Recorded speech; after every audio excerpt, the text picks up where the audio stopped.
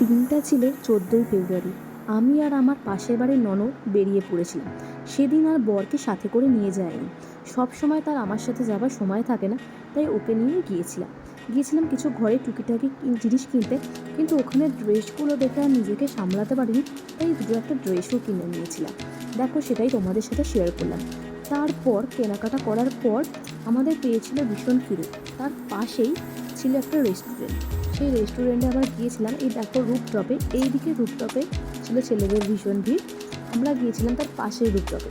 আর এটা একটা বাড়ির মধ্যে তারা নিজেরা এত সুন্দর ডেকোরেশন করেছে যে বলবো।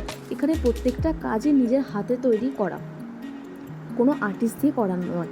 কিন্তু আমি সেভাবে কোনো ভিডিও ক্লিপ নিতে পারিনি, কারণ আমার গিয়েছিলো ফোনটা বন্ধ হয়ে। তারপর বাড়ি এসে দেখলাম আমার বর একটা গিফট অ্যারেঞ্জ করেছে। সেহেতু সেদিন ছিল ভ্যালেন্টাইন্স ডে, আমি ওর থেকে এটা আশা করিনি। তাই একটু দেখছিলাম যে কী গিফট দিয়েছে, তো গিফটটা খুব সুন্দরই হয়েছে, আমার তো ভীষণ পছন্দ হয়েছে।